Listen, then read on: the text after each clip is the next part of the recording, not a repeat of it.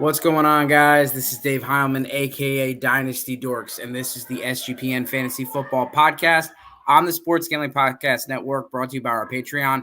Score exclusive perks, content, and contests, including our NFL win totals contest with a $1,000 prize. Join today at sportsgamblingpodcast.com/Patreon. We're also brought to you by Game Time. Download the Game Time app to get last-minute deals and lowest prices guaranteed. Use promo code SGPN for $20 off. Do not read. We're also brought to you by DraftKings Sportsbook. Download the app now and use promo code SGP. New customers can get $200 in bonus bets instantly. They have just bet $5 on any college football, only on DraftKings Sportsbook with code SGP.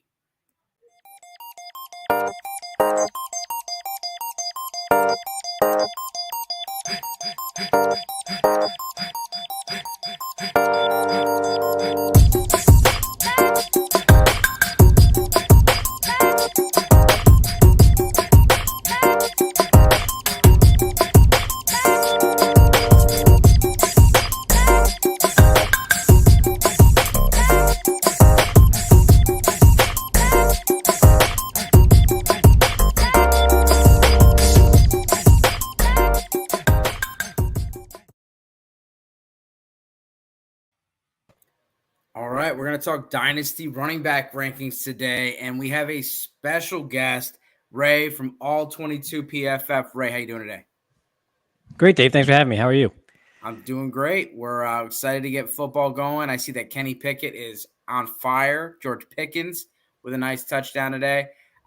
Absolutely destroying the Atlanta Falcons second team. And Kenny Pickett's had a great preseason. And so he has looked good.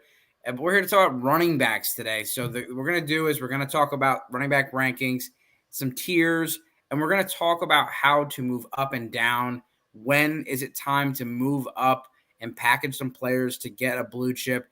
And when is it time to sell assets and not necessarily rebuild, but to be able to tier down a little bit and add some depth or diversify your squad? So and then Ray has definitely has something cool for us that we want to show you guys. So stay tuned in, ask all of your Dynasty questions. So the first thing I want to bring up, and I think this is going to go straight to our rankings. I did a Dynasty price check today. If you check Dynasty Dorks out and type in Jahmyr Gibbs Dynasty price check, Brad, did you check it out? Yeah, makes me rethink my rankings a little bit. According to Twitter, Jahmyr Gibbs is the RB2, and so I'll say this: I don't do my rankings based on Twitter, but I do my rankings based on asset value, and I do think Jahmyr Gibbs deserves to be in the conversation for number 2, just based on the fact that you can get more for him than you can for a Najee Harris or a Travis Etienne or someone else like that right now. So, Brad, I know you got the numbers for us, so let's start out with our top guys. And so I'm just going to go down, and Ray, you tell me where the tier stops for you. Bijan Robinson, Jahmyr Gibbs, that's it. That's your first tier, correct? That's my first tier. They're in a tier all to themselves. It's those young running back legs and the high draft capital. They and I love both players as just overall talents. So that's my top tier, just those two. Yeah, and so, some people might include Breece Hall in there. I know he's coming off of an ACL injury. I know Dalvin Cook is there. He's still just 21, 22 years old. He's obviously a stud running back, and next year when Dalvin Cook's not there and he's at full strength, he should be right up there with Bijan and Gibbs. McCaffrey's there. He's older, and so, you're going to get – yeah, Gibbs might put up 1,000 yards, looking like the Lions looking like the favorite to win the division, very likely. So Brad, Jonathan Taylor, he is an enigma right now for Dynasty. You have him at 5. I have him the lowest at 6. Ray's got him at 3. So as far as the consensus, can you just give us what the top 6 is? Yeah, for sure. So if you take a look at the hidden row that I have here for whatever reason, let's do that a little bit differently. We're in order of the ranking. So Bijan Robinson's number 1, Breece Hall is 2, Christian McCaffrey is number 3, Jonathan Taylor is number 4, and Saquon Barkley is number 5 for composite rankings between the three of us. And it's really looked pretty consistent. None of us are really crazy high or crazy low on any of the 5 of these players. I know people might look and be like, oh, why do you guys hate Jonathan Taylor? I mean, he's our RB4 composite. Like, I don't really think you can classify that as hate towards Jonathan Taylor. It's just the realization that there's some turmoil in that organization right now. Yeah, and you look at it, we're pretty in lockstep with that minus Jahmyr Gibbs, and that's where the first kind of the big break happens. Ray and I are on team Jahmyr Gibbs, and Brad apparently is not a fan. I'm just kidding. I didn't think I was disliked him at all. When I had him at 12, I was like, man, that feels kind of high right now. Apparently, I'm way too low. Well, I will say I have a little bit of skepticism. They did pay David Montgomery a decent chunk of change.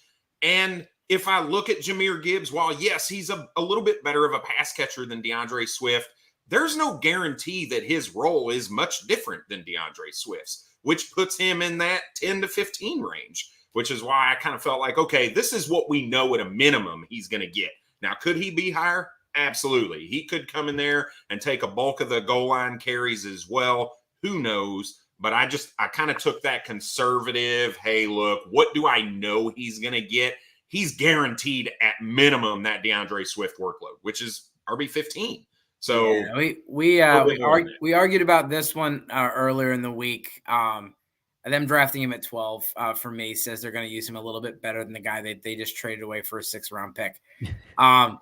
But Tony Pollard. So I lied, Brad. I said we didn't agree on anybody. We apparently agreed all on Tony Pollard at 7, and then you have Josh Jacobs at 8, 8, and 6. Another guy that's kind of polarizing right now, coming off of a great season. And then you have Najee Harris, who Brad is the highest on Najee Harris, and then and Ray and I are pretty close. J.K. Dobbins, apparently I hate him. I got him at 16. And then Austin Eckler, I'm the highest on Austin Eckler in this group. So let's talk about some trades. So Brad, do you have any trades that you have? Before we get into the trade, actually, let's go into the trades. Let's talk about what would you do right now with like what's going on with Jonathan Taylor?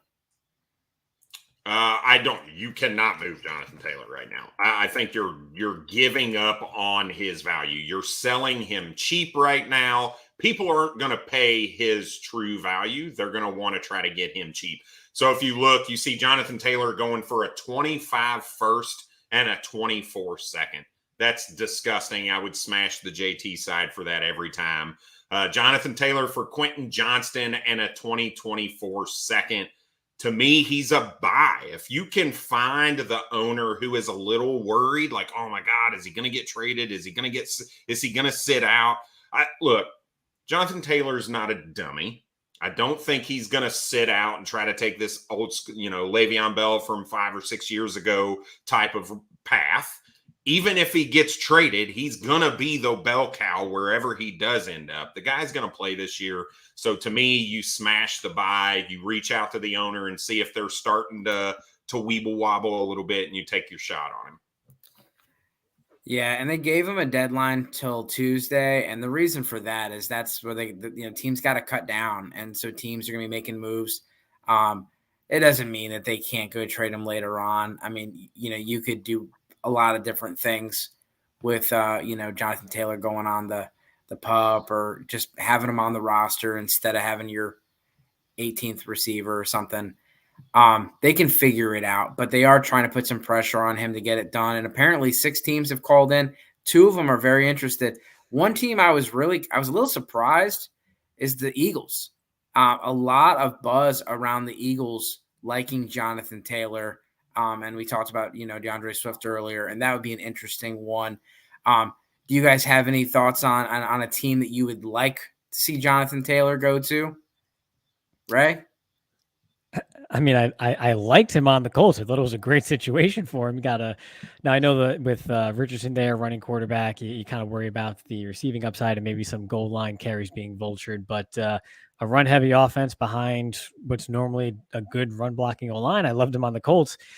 Everybody says Miami, and I get it because of the weapons on the outside and the McDaniel system there for running backs is pretty friendly to them. And I get all that, but So those two work. And I mean, so would Philly. I mean, Philly, that's another offense that's given everything that they have, their offensive line, their, commitment to running. I think either of those three would be phenomenal spots, whether that's him staying in Indianapolis or going to one of those two teams.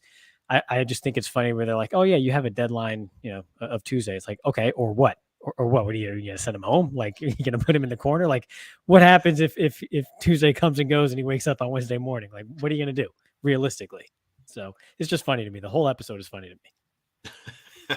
All right. Well, we're talking about Jonathan Taylor. Dave, you live in Indianapolis. I'm from Indiana, born and raised. I haven't lived there in a while, but I was born and raised there. I've been looking, thinking, you know what? I want to get to one of these dome games. I want to get outside of the Cleveland Browns in the cold of Lake Erie and go check out a game indoors where I can. But you know what? I don't want to go look and buy and stress over tickets. And it shouldn't be stressful. So Game Time is what I would recommend is the fast and easy way to buy tickets for all of your sports. Could even be music, comedy, or theater. They have killer deals on the beauty of this is last minute tickets and their best price guarantee. You can stop stressing and start getting hyped for all of that fun that you're going to have. Look, I paid an astronomical amount of money to go and see my Cleveland Browns play the Baltimore Ravens last year in Deshaun Watson's first home game as a Cleveland Brown. I looked at tickets to go see the Colts in the Dome. Front row, same as what I was at the Cleveland Browns, they were over $100 cheaper on Game Time than what I paid last year. So you have to check it out. You no further need to plan months in advance. They have deals on those tickets right up to the day of the event. And if you want to get real crazy, they also have exclusive flash deals on tickets for football, basketball, baseball, concerts, comedy, and theater, if that is your shtick. Make sure, look, I don't know. I'm not familiar with all the seats and what it looks like to the field. You get images of your seats before you buy, so you know exactly what to expect when you get there. You can buy them in only a matter of seconds, just a couple taps, and you're all set. The tickets are sent directly to your phone, so you never have to dig through your email or worry about getting, hard copy tickets in the mail or anything else. So snag those tickets without the stress with Game Time. Download the Game Time app, create an account, and use our promo code SGPN for $20 off your first purchase. Terms do apply. So again, create an account, use our redemption code of SGPN for $20 off. Download the Game Time app today. Last minute tickets, lowest price guaranteed. Yeah, and so talking about tiered rankings, for me, Bijan, Brees, and Gibbs, you have some security. You have some security there, high draft capital, as well as they're under contract. And, the contract situation isn't everything for me because Tyler Algier, poof, gone. James Robinson, poof, gone. I mean, these guys can get replaced very quickly. So just because he's a 22, 23-year-old running back, don't think that, he's going to have this. He's going to be so much more valuable than Austin Eckler because he's so much younger. And then I have, Jonathan Taylor, Christian McCaffrey, Barkley, Pollard, Jacobs, and Eckler all in this big hodgepodge of one-year guys because the situation could change in 1 year. And so McCaffrey and Eckler, they're going to give you elite production this year if they stay healthy. Josh Jacobs, it's very unlikely he repeats what he did last year. But if he does, him and Pollard could put up elite production. Barkley too. But there's not really a lot of security because of the age and the contract situation with a lot of those guys. And that really scares me. And so from a dynasty perspective, those are obvious sells if you're a selling team or you're a rebuilding team. And for me, it would be very interesting if you could go and move. I want to know, Brad, what are some trades for Jahmyr Gibbs? Could I move Christian McCaffrey for Jahmyr Gibbs plus? I know that Ray and I got him at 2. Twitter likes him at 2, but those were not 100% votes. I mean, it was about 50-50 for a lot of those. I mean, he did whoop a lot of these guys. But McCaffrey and Eckler, Barkley, Taylor, those were close. Pollard was close. So if I could move Gibbs for a younger, an older guy for Gibbs plus, I'd be interested in doing that to get younger. And I do think Gibbs is going to have a good season this year. He's expensive. So Jahmyr Gibbs or Drake London, a little bit of a positional change, Gibbs. Probably team dependent, blah, blah, blah. Right. What's your take on that, Ray? Straight up, I would say Gibbs. But like you said, kind of depends on what's around you, because I could see, obviously, if, depending on your running back situation, why you would want London on the other end of that, given sort of the longer lifespan, things of that nature. But straight up and down, just all else equal, it's Gibbs for me. I think the top end of that production is just greater. All right. Dave, Jahmyr Gibbs or DK Metcalf and George Pickens? That one's harder. I'd probably go with the receivers on that one because I'm getting 2 for 1. I would have Gibbs ranked higher than both of them, but not by much. So to get both DK and George Pickens, yeah, I'll take that. Ray? That's very close, but I think I'm sticking with Gibbs, mostly because Pickens is still kind of a wild card. You just never really know with him. And I know he has a new one-handed catch every other practice when you wake up in the morning and scroll through Twitter, but I still don't fully trust him, and I fully trust Gibbs. So I think I would take Gibbs, but it's close. All right. And then the last one we'll do is Jahmyr Gibbs and for DeAndre Swift, a first and a second. Raise the guest. Oh, Gibbs all day. I'm taking that side all day. Same. Yep. So moving down the list a little bit, we got Najee Harris, J.K. Dobbins, Austin Eckler, Nick Chubb. Really the biggest differences there. I have Austin Eckler a lot higher. Brad's got Najee Harris a lot higher. Brad, what's Najee Harris doing so high on your list? Yeah, if I look at all of these, he's kind of that last person to me that doesn't have that age cliff already and is a complete volume back, rushing and receiving. After Najee Harris, you're looking at Travis Etienne, most likely more of a receiving guy with Tank Bigsby there, all the chatter about that. You look at J.K. Dobbins, not really a pass catcher, right? I'm going down my number, number 9, 10, 11, so on and so forth. Austin Eckler, Nick Chubb, just the older guys, for a little bit further down the list, because obviously it's Dynasty and age plays in. So Najee is that last top flight guy that it would not shock me if he led the league in total touches. Because, yeah, we like Jaylen Warren. I get it. He looked good. He's not taking a bunch of work away from Najee Harris. They added Broderick Jones, which is huge for the offensive line. Another year with Kenny Pickett, no longer a rookie. We saw the back half of that season with the Pittsburgh Steelers. They were moving the ball very effectively. The problem is they stalled out in the red zone because Matt Canada isn't that great of a play caller in the red zone. They were a little too conservative. So did he learn his lesson? Can they make some modifications, give him a little more scoring opportunities and things like that? I think he deserves to be in the top 10 just based on volume and that opportunity alone. And so I got to explain myself on Austin Eckler. And for me, I mean, if you got Christian McCaffrey that high, I feel like you should have Austin Eckler closer. Very similar age, very similar skill set, similar situations. Like if Eckler were to move on to another team next year, that'd be concerning. McCaffrey was literally just traded, and they're right around the same age. I think they're the same age. And then Najee Harris is he'll be 26 next year. He's getting there. I mean, that's 3 years younger than Austin Eckler. Well, yeah, I'm saying that's a pretty big change. So. But I'm saying he just seems like he should not be that old. And he is. And then so I'll put Javonte Williams while Brad looks up some trades. And so Ray, that's the one that you're a little higher on. So what's your confidence in Javonte Williams? I just think if you go back 12 months ago, Javonte was a top 3 or 4 dynasty running back on everyone's list. Yes, he had the injury. He's already back. He already was back on the field and played a preseason game last week. So do I expect 100% back to form this year? No, of course not. But he's still a young back. I think he's only 22 years old as of today. He's like younger than half the running backs that were drafted this past spring. You have Sean Payton there and kind of a new fresh start over there in Denver. So there's some upside there. And then, of course, unfortunately, I mean, we'll see with Judy's injury too. They might have to rely on Javonte and that ground game a little more here early on. But I just think overall it's a good player who's still just 22 years old in what you would think is a pretty good offense led by an offensive-minded head coach now. So I understand why people dropped him. The injury was scary.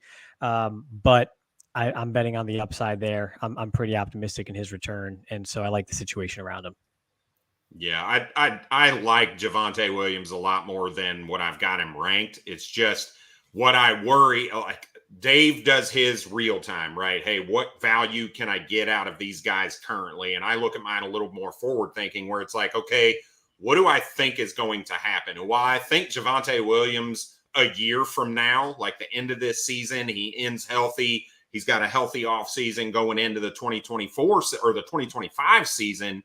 His value is going to go up, but I think you can end up, there's a good chance that he is slow out of the gate, and you could probably get him a little bit cheaper in season just because of that dip a little bit, right?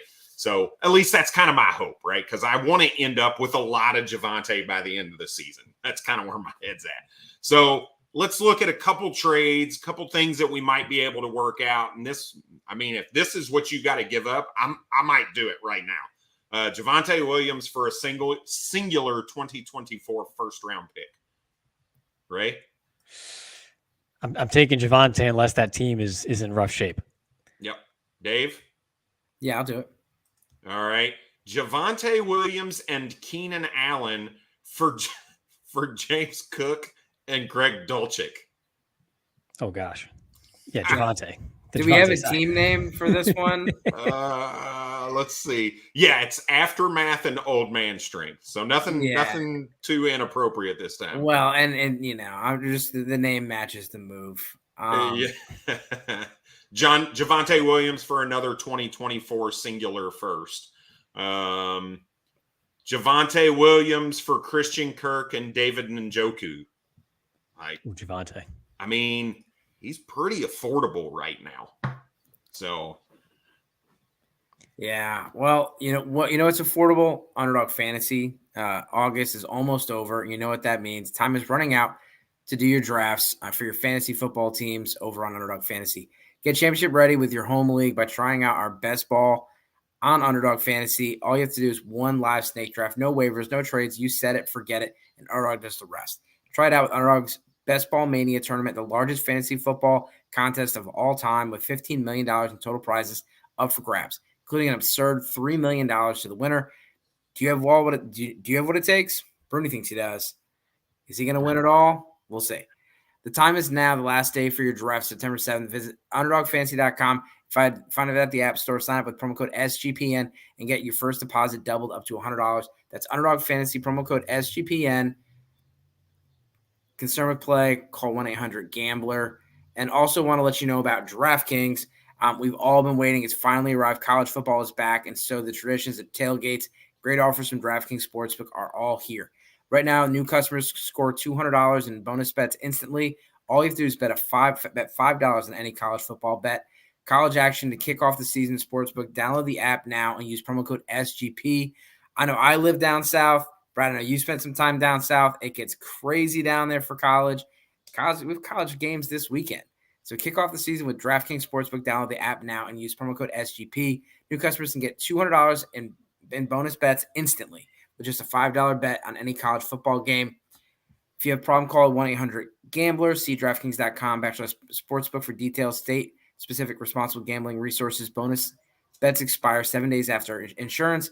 Eligibility and deposit restrictions apply. Terms and sportsbooks at DraftKings.com/football terms. And then don't forget about our Patreon. Make sure you check out our Patreon. Sign up for the Patreon to get access to exclusive contests, including the NFL Wins Total contest with a $1,000 first place prize. The guys just recorded the first Sports Gambling Podcast Stories podcast just for the patrons, chronicling the birth of Sports Gambling Podcast Network. There's also a Discord channel just for patrons.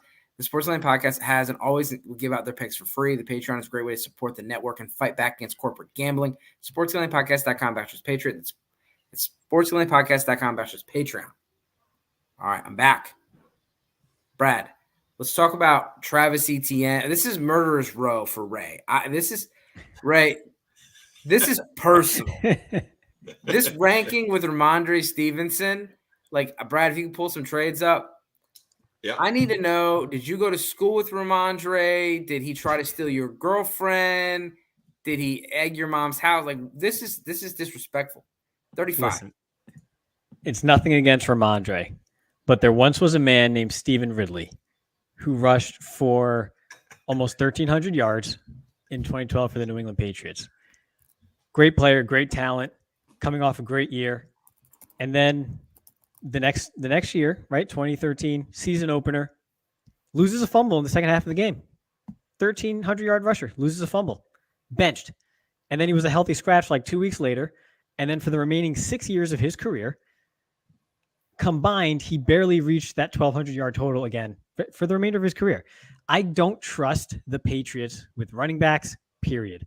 I just don't trust them. You could be the greatest player in the history of football, and if you throw something in the trash can, you do like the old like Kobe basketball shot, you crumple up a piece of paper and you miss.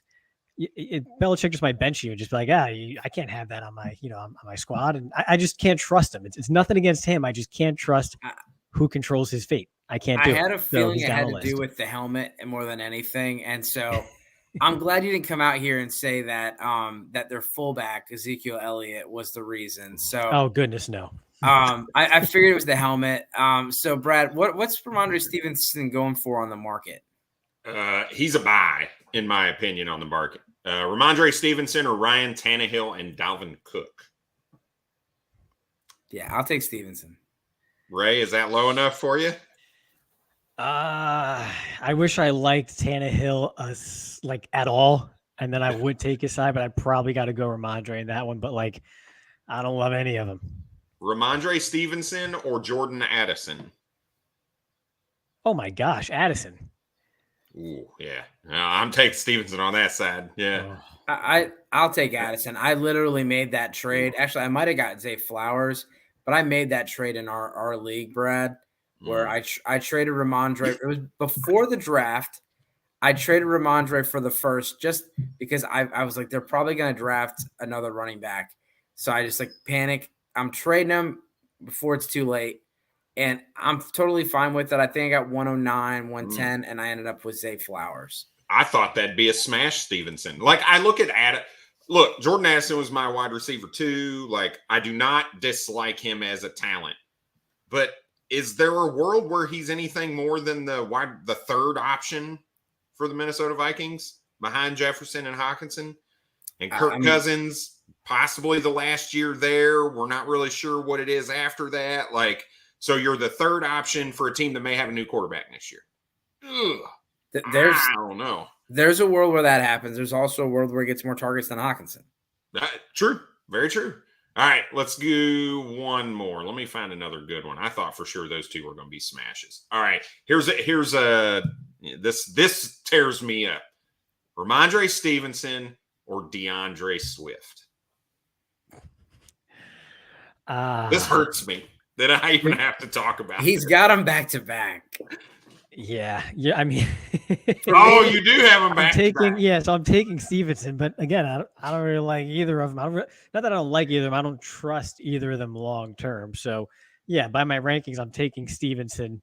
I guess probably by more than it would seem between my 35th and 36th ranked running backs there. But yeah, I don't like either of them. That was not planned either. I swear it's on the screen right now for trades. Yeah, and so we got Miles Sanders, that's an interesting player right now. He's going through injury again, and so it looks like he could be in for a whole lot of work. But this is the worst offensive line he's ever had to play on. And Frank Reich, he did use Jonathan Taylor very well in a bell cow kind of role, but Miles Sanders hasn't really shown that he can stay healthy with a committee role. And so, people are buying him as kind of a cheap, Walmart bell cow. And I don't know. You might get what you're buying there. If he keeps breaking down, he's already got, I believe, a groin injury. He's the Jerry Jeudy of running backs. It feels like you see the talent, you want to believe in him. Like, all right, he can finally just stay on the field, stay healthy this year, and put it all together. And then it just never happens. So we got Aaron Jones, Derrick Henry, Joe Mixon, some older running backs, and I'm Goldilocks. I'm right there in the middle. Brad's on the other side, and Ray, you really like Aaron Jones and Derrick Henry. We talked about Aaron Jones the other day, and really like he looks consistent because at the end of the season he always ends up as like RB10 or RB9, RB11. but the path and how he gets there is not consistent at all. And so for me, he's a lineup headache, and I think that I'm concerned about him as far as like also like what's his value like next year. And I don't know what this offense is going to look like, but sell me on Aaron Jones. And Brad, do you have any trades for Jones or Henry? Yeah, I'll just say I consider Aaron Jones a league winner because when he's on, he's on. And who knows, with now Jordan Love sort of stepping in, they rely on him a bit more as opposed to kind of letting, veteran Rodgers kind of do what he does with that offense and giving him all the leeway he needs, and by the way, he loved Aaron Jones, so that wasn't necessarily a detriment to Jones. But just in the sense that I think they're going to rely on the vets in that offense a bit more with a young quarterback, and Aaron Jones is that guy. So again, 2 years from now, he's probably nowhere near this on the rankings, but I think for this year, given the upside of a potential league winner, I feel like he's always been a value. I mean, I picked him up on waivers in like my home dynasty league in 2018 on the waiver wire, and ever since then, I mean, it's been a bit of a roller coaster, but at the end of the year, you look back and you're like, this guy crushed it, and he's been a huge asset. I've won the league twice, mainly because of, or in large part because of his contribution. So I think he's got one more league winning potential season in him. And so if you kind of see it through that lens, that's why I have him this high.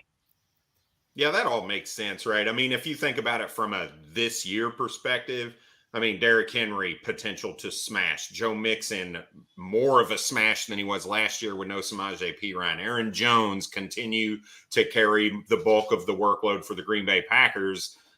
Age is the only reason they're moved down my rankings. Is Aaron Jones is going to be close to almost 30 years old by the start of next season.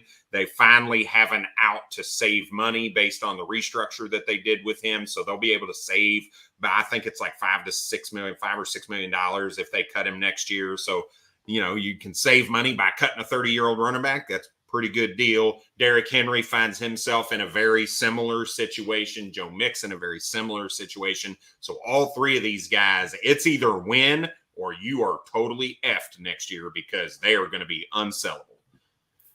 So, yeah, they're probably best on your roster than selling them because of what you're going to get.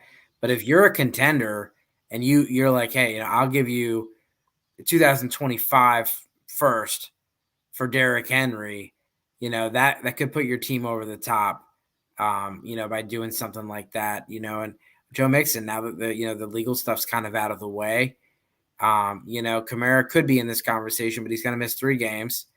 And I'm concerned about the 3 games, but I'm also concerned about guys that are suspended coming back, getting injuries after missing 3 games and not being in football shape. So, Brett, anyone on this list that you want to pull up some trades for before we go into? I got some stuff for Derrick Henry.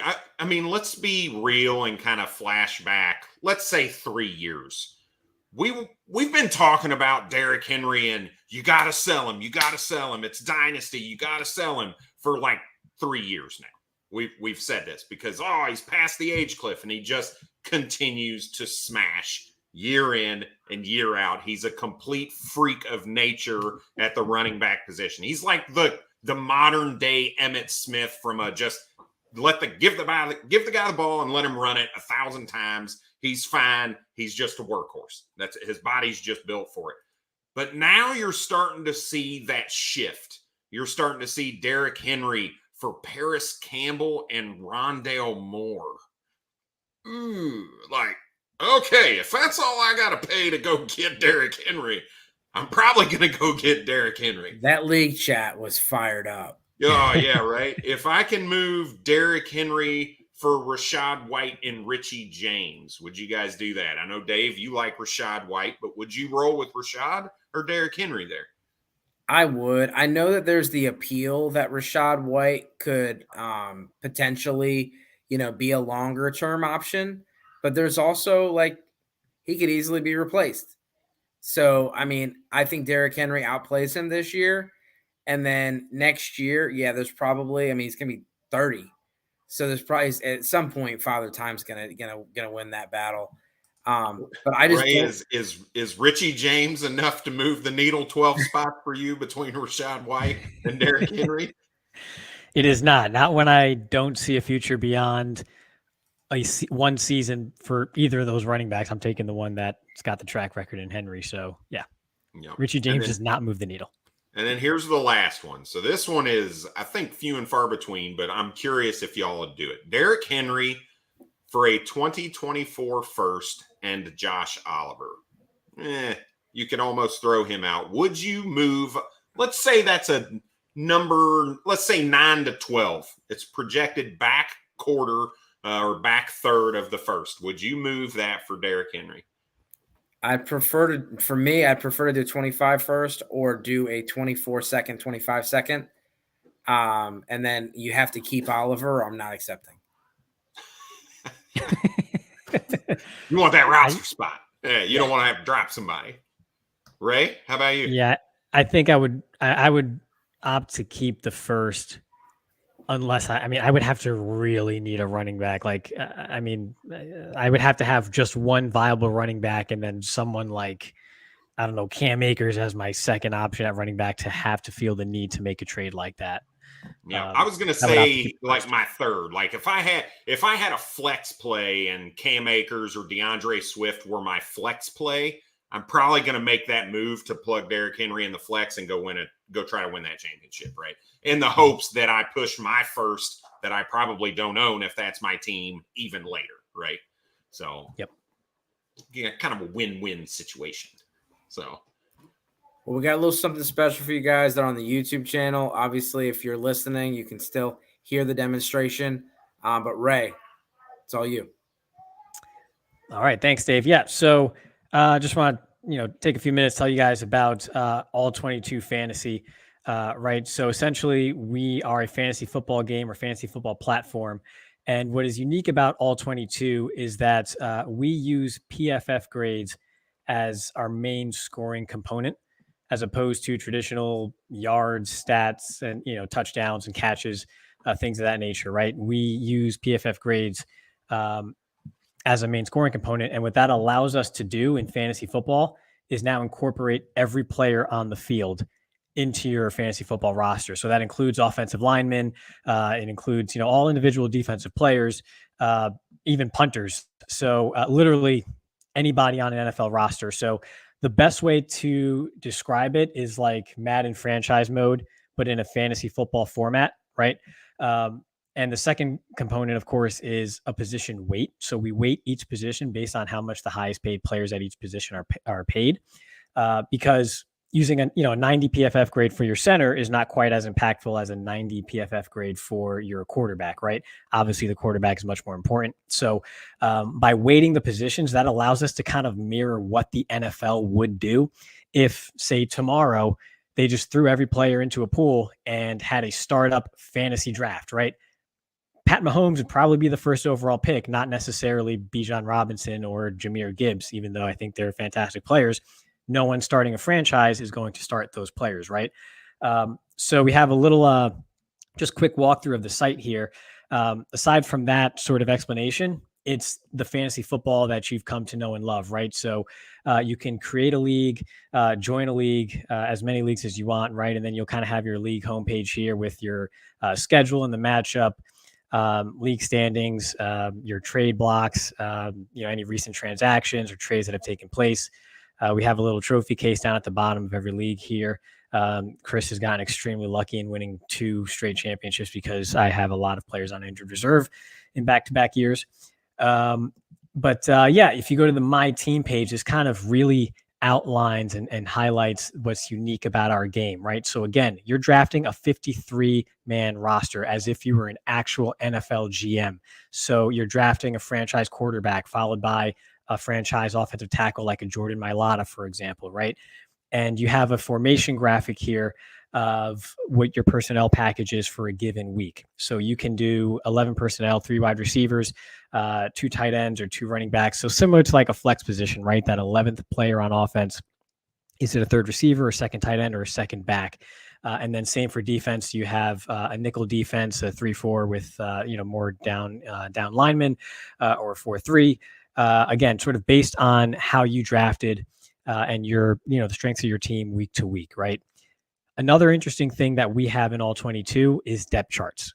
So in fantasy football, you set a lineup, you enter it in, games kick off, and then you just kind of wait to see what happens, right? In all 22, we use depth charts. So that way, if someone were to get hurt, for example, let's just take a look at my linebackers, right? I have Jamin Davis and Patrick Queen as my 2 starting linebackers. If one of them were to get hurt early on in the game, instead of just getting no score zeroed out, right? The next player on the depth chart will take his place and I will get his score for the game. So just like in the actual game, right? If someone gets hurt, you don't just play with 10 guys on the field. Someone will sub in and take their place. And so in all 22, we mimic that as well. So I know we've all been there in fantasy football, right? Where a running back twists an ankle early in the first quarter or something, and then doesn't return the rest of the game. And you're just kind of, punching your couch for the rest of the weekend because you kind of got screwed, right? So that's one of our neat features here. It is a dynasty format, right? So you have your 53 round, initial startup draft, right? You draft your team, and then every offseason, you have a 7-round rookie draft, just like the NFL. And again, you're drafting every position. So for example, in the first round of our rookie draft this past year, I took Paris Johnson Jr. with the 4th pick in the first round. So again, I needed an offensive tackle.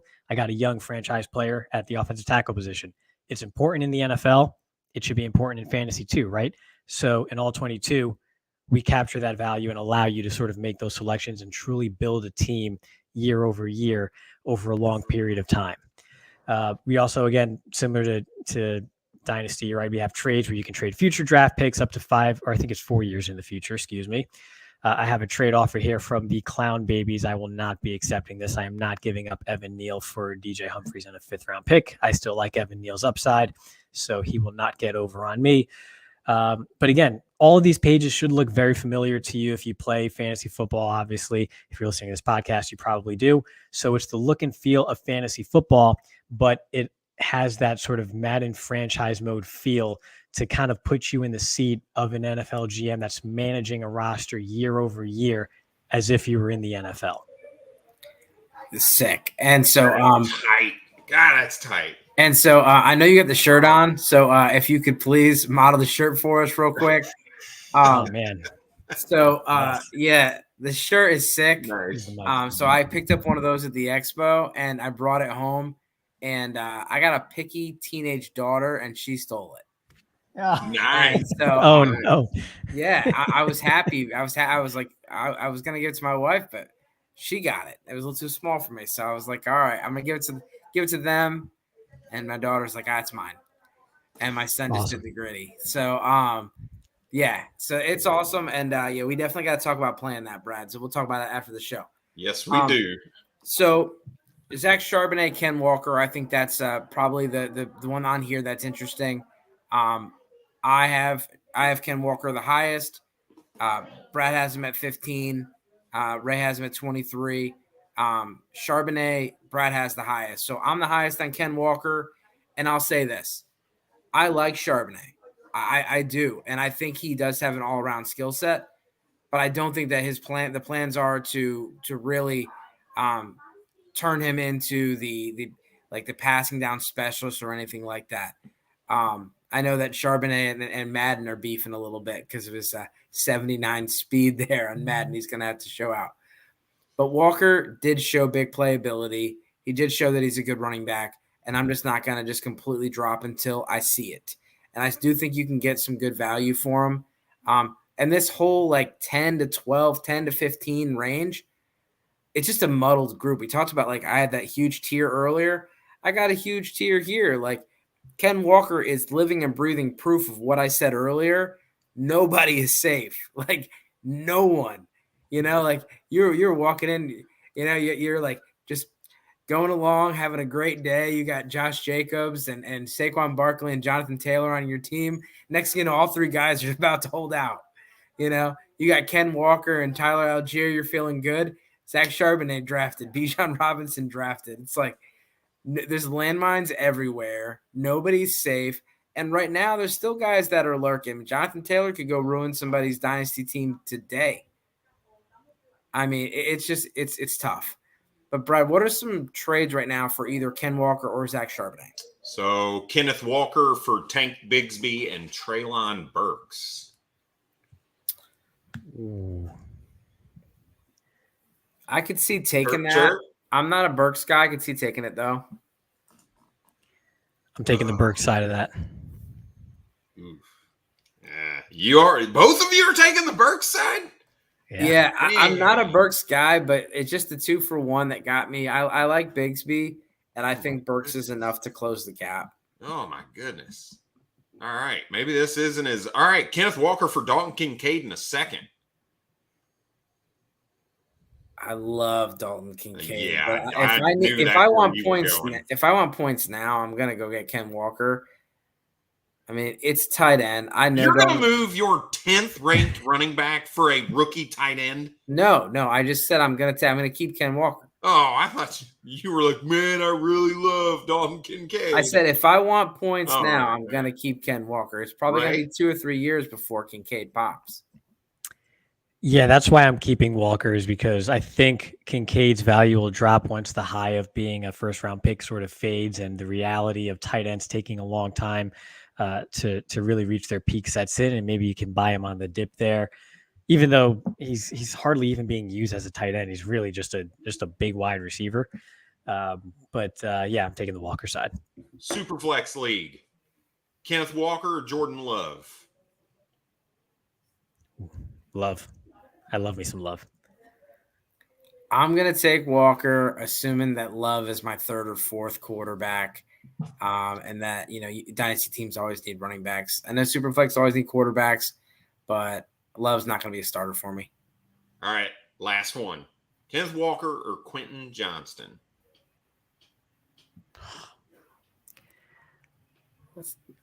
A lot of Quentin Johnston. Yeah, go ahead. A lot of Quentin Johnston trades out there. Yep. I'll give you guys this one. I got offered this from Matty Daddy. Quentin Johnston for Christian Watson. Quentin Johnston. Ooh, I think I'm taking Watson. Yeah, I'm probably too low on Watson, admittedly. I have Watson, and I told him I need more. Said no mas. As far as the other trade, it's tough. Walker, I'll keep Walker. I'll probably do the same, but I'm not in love with it. Yeah, that's cheap. That's cheap. And I feel like I'm low on Kenneth Walker. I just think there's more of an opportunity for that split to be like 60-40 than it is, Kenneth Walker getting a large majority of the work. They spent the same draft capital on both of them, like both super high seconds. So it would not shock me if it's a 50-50 split or a 60-40 split. So that's why I think I've got them 3 or 4 spots apart, and that's it. So, but all right, who else before we get out of here? Who else do we think would be someone to talk about trades? Damien Pierce, I'm sorry. I'm way low on him, apparently. So I need y'all to convince me that RB29 for a 4th-round running back on a terrible team right now is in your top 20. Well, Ramondre Stevenson was a 5th-round pick. And the Pats aren't necessarily they're not actually really the Kansas City Chiefs or anything. All right. Tony Pollard, was he a 4th-round pick? I'll say this. All right. I need this. The 4th round is the new 3rd round, Brad. All right. I need this said with a straight face, Dave. Is Damien Pierce on the same playing field as Ramondre Stevenson and Tony Pollard in your eyes? Not even close. He's not even close to the same talent. Well, yeah. We're closing the gap here. I'm not saying that he's a top 10 guy. Whoa, but you got him better than Ramondre to me. I don't we're not moving Damien Pierce from 15 to 10. I'm talking about moving him from 29 to like 20. Yeah. He's a starting running back, and he's even if it's not going to be like no one gets a 90% workload anymore.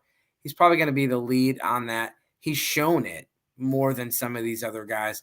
And I'm not afraid of 4th-round draft capital because, like I said earlier, it really is the new 3rd round.